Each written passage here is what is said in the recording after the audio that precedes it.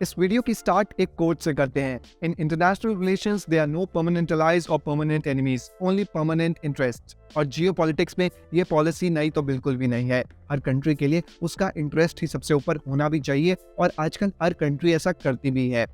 Europe का example ही ले लीजिए। रशिया पर वेस्टर्न कंट्रीज ने इतने सारे सैंक्शंस लगा रखे हैं, बट फिर भी यूरोपियन कंट्रीज रशिया से आज की डेट में भी गैस परचेज कर रही हैं। इनफैक्ट 2022 में यानी पिछले साल तो इनका रशिया से गैस परचेज 30% राइज हो गया। बट रशिया ये बात जानता है कि जिस तरह यूरोप ने रशियन ऑयल और कोल इंपोर्ट्स को 90% कम कर दिया है, उसी तरह सूनर और लेटर यूरोप रशियन गैस का भी कोई ना कोई ऑल्टरनेटिव तो ढूंढ ही लेगा। और फिर रशिया जो अपनी इकोनॉमी को इन एक्सपोर्ट्स की वजह से स्टेबल रख पा रहा है, वो आने वाले टाइम में ऐसा नहीं कर पाएगा।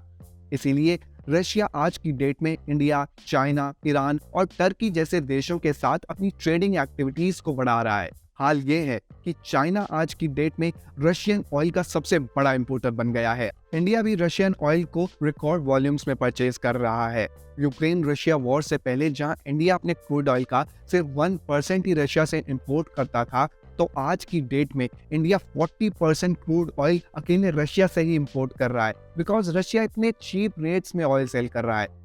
तो अब बात ये आती है कि रशिया इंडिया को अपनी इकोनॉमी बचाने के लिए कितनी और कौन सी वेज से यूज कर रहा है। जैसा मैंने आपको वीडियो की स्टार्टिंग में ही बताया कि हर कंट्री अपने इंटरेस्ट के लिए काम करती है, तो आइए पहले बात करते हैं रशिया के इंटरेस्ट की, उसके बाद इंडिया पर आएंगे। देखिए, मॉस्को ने जब से यूक्रेन पर अटैक करा है, उसके बाद से वर्ल्ड में अगर कोई सबसे ज्यादा सैंक्शन कंट्री है तो वो रशिया ही है।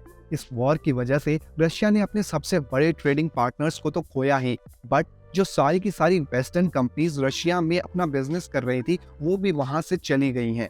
हालांकि इस सब के बावजूद भी फिलहाल अगर रशिया अपनी इकोनॉमी को स्टेबल रख पा रहा है, तो वो इसलिए क्योंकि देखिए, पहला तो यूरोप की कंट्रीज ही अभी तक रशिया से फॉसिल फ्यूल्स परचेज कर रही हैं अपनी नीड्स पूरा करने के लिए। 2022 में ही यूरोपियन यूनियन ने करीब $200 बिलियन की इंपोर्ट्स करे थे रशिया से। खैर, अब ये नंबर डिक्लाइन होता जा रहा है, पर इसका सोल्यूशन भी रशिया ने निकाल लिया है। दूसरा ये कि रशिया की सेंट्रल बैंक में इंटरेस्ट रेट हाइक्स करके और कैपिटल कंट्रोल्स करके रशिया की इकोनॉमी को गिरने से बचाया। और थर्डली, इंडस्ट्रियल सेक्टर की डिमांड को मिलिट्री एक्सपेंडिचर ने काफी हद तक पूरा करा, जिससे रशियन इकोनॉमी को इतना बड़ा झटका नहीं लगा। बट एक्सपर्ट्स का मानना है कि रशिया की इकोनॉमी अब ज्यादा दिन नहीं टिक पाएगी और जितनी लंबी ये वॉर चलेगी, रशिया की इकोनॉमी उतना ज्यादा सफर करेगी।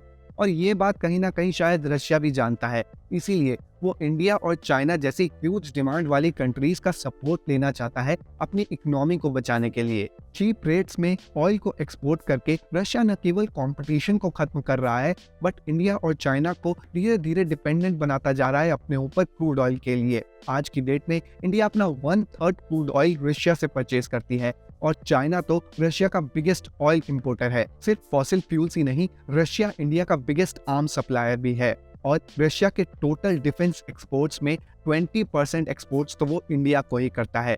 पिछले 5 सालों में इंडिया ने रशिया से $13 बिलियन के आर्म्स परचेज करे हैं और इंडिया ने $10 बिलियन की री एक्विजिशन ऑर्डर रशिया को फिर से दे दिए हैं। अच्छा, अब हाल ही में ऐसी न्यूज निकलकर आई थी कि रशिया और इंडिया के बीच में फ्री ट्रेड एग्रीमेंट को लेकर एडवांस डिस्कशंस हो रहे हैं।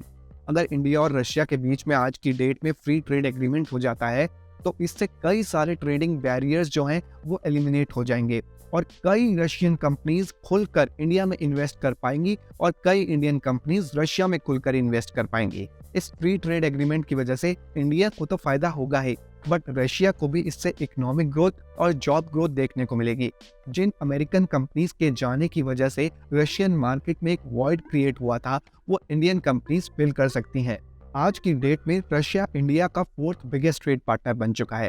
खैर, इसमें 90% कंट्रीब्यूशन तो क्रूड ऑयल परचेज का ही है, बट सोच कर देखिए, अगर इंडियन कंपनीज रशिया में इन्वेस्ट कर पाए और रशियन कंपनीज खुलकर इंडिया में इन्वेस्ट कर पाए, तो इससे कितना ज्यादा फायदा होगा दोनों कंट्रीज की इकोनॉमिक्स को। और फिर वो दिन दूर नहीं होगा जब रशिया इंडिया का 2nd बिगेस्ट ट्रेड पार्टनर बन जाए आफ्टर यूएसए। रशिया तो आज की डेट में इंडियन कंपनीज को इंसेंटिव्स देने की तैयारी में भी है, जिससे इंडियन कंपनीज रशिया में आकर इन्वेस्ट करें और वहां अपने प्रोडक्ट्स और सर्विसेज सेल करके रशिया की इकोनॉमी को बूस्ट करें। बस रशिया इंडिया ट्रेड में एक प्रॉब्लम आ रही है, वो है करेंसी की।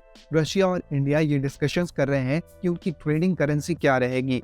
ये प्रॉब्लम जैसे ही सॉल्व हो जाएगी वैसे ही आप देखिएगा कि रशिया और इंडिया की ट्रेडिंग कितनी बढ़ जाएगी। तो वीडियो को छोटा रखते हुए आज हमने 3 पॉइंट्स डिस्कस करे जिनका यूज रशिया कर रहा है आज के टाइम पर अपनी इकोनॉमी को स्टेबल रखने के लिए और ग्रो करने के लिए, चाहे वो इंडिया को चीप क्रूड ऑयल सेल करना हो, आर्म्स और वेपन सेल करना हो या फिर फ्री ट्रेड एग्रीमेंट की तरफ बढ़ते हुए स्टेप्स हों।